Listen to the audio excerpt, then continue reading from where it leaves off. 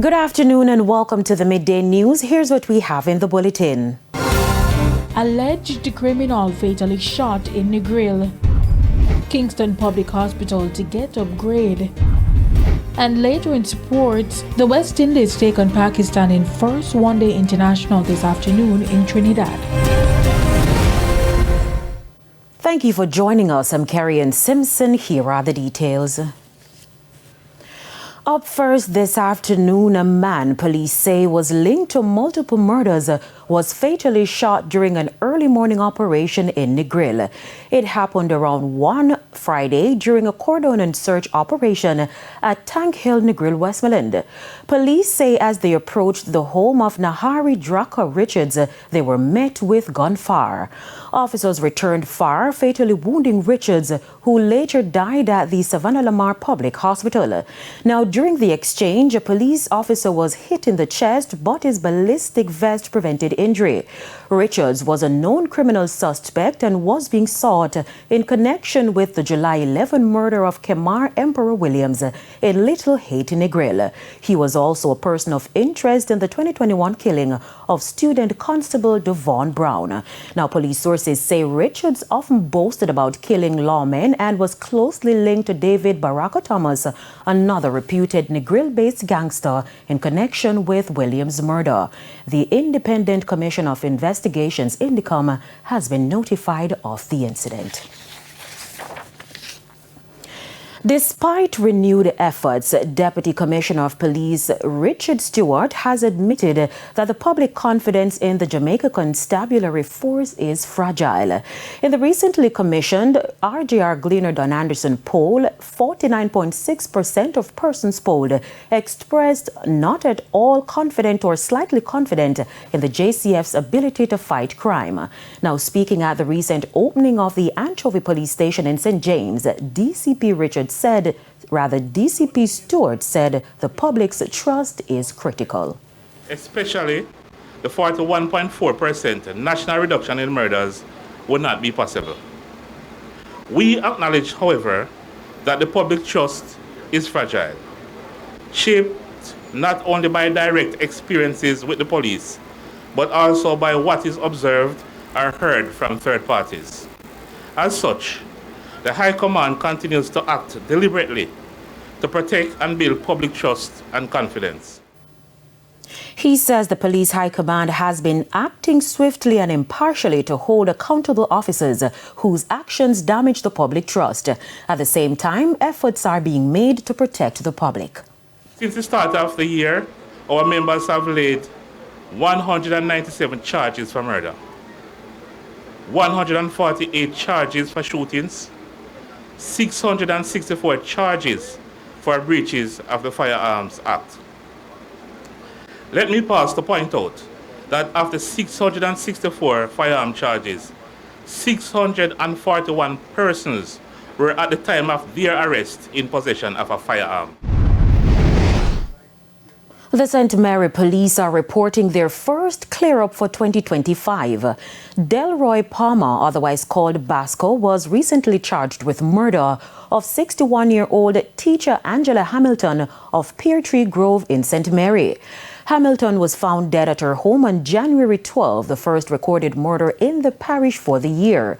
Following a thorough investigation, DNA evidence linked Palmer to the crime, leading to his arrest on August 2 during a police operation in Harmony Hill, Highgate.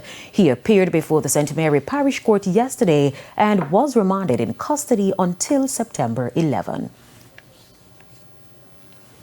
Health Minister Dr. Christopher Tufton has announced that the Kingston Public Hospital will receive a brand new building if the Jamaica Labour Party forms the next government.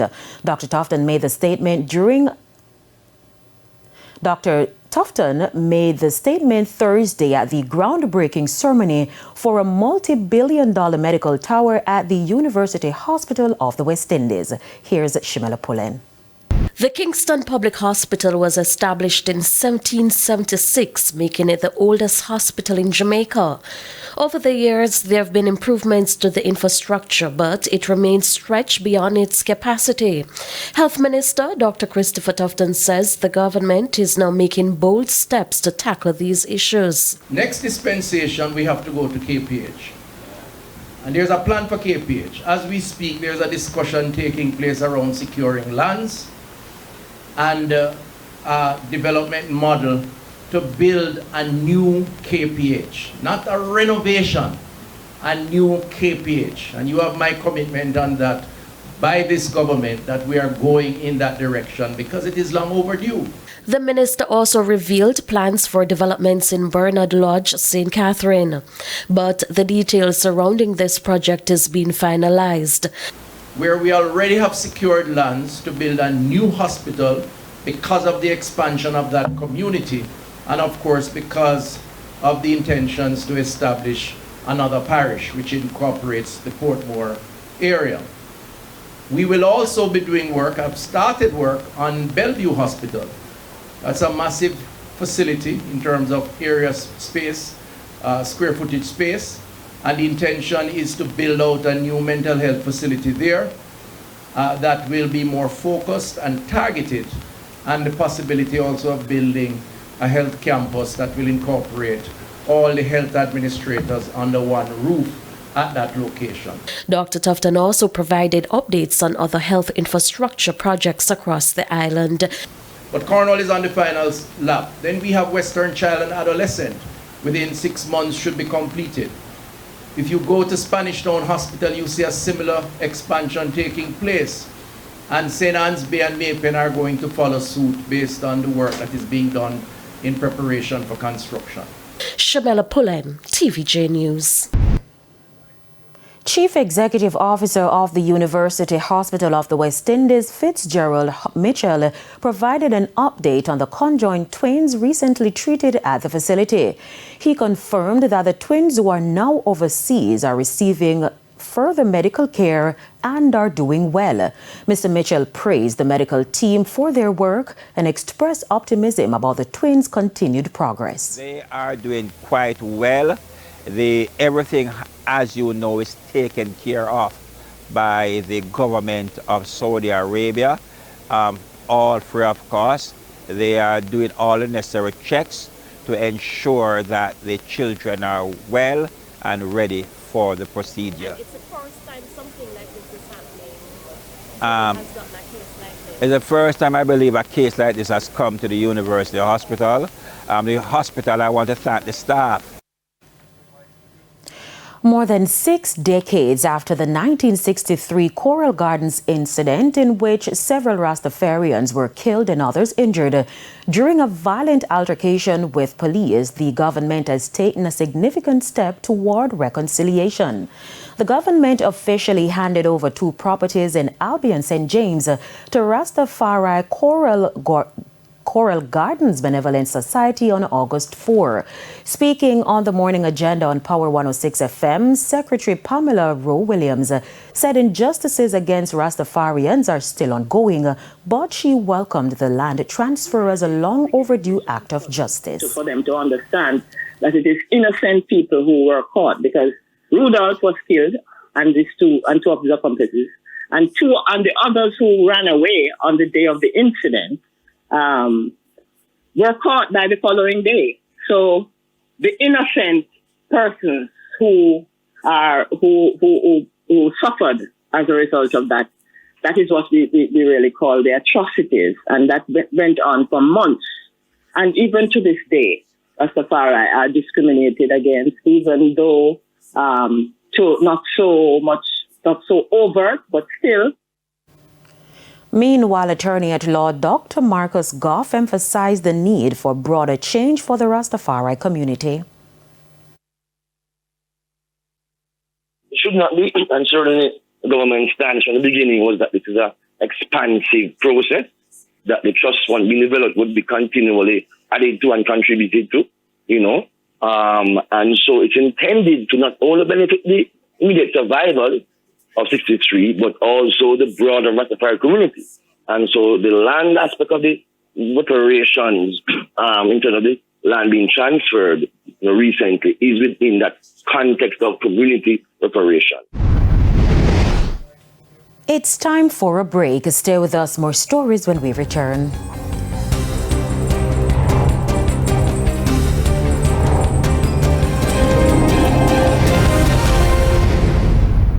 Welcome back to the Midday News. It's now time for the Business Minute.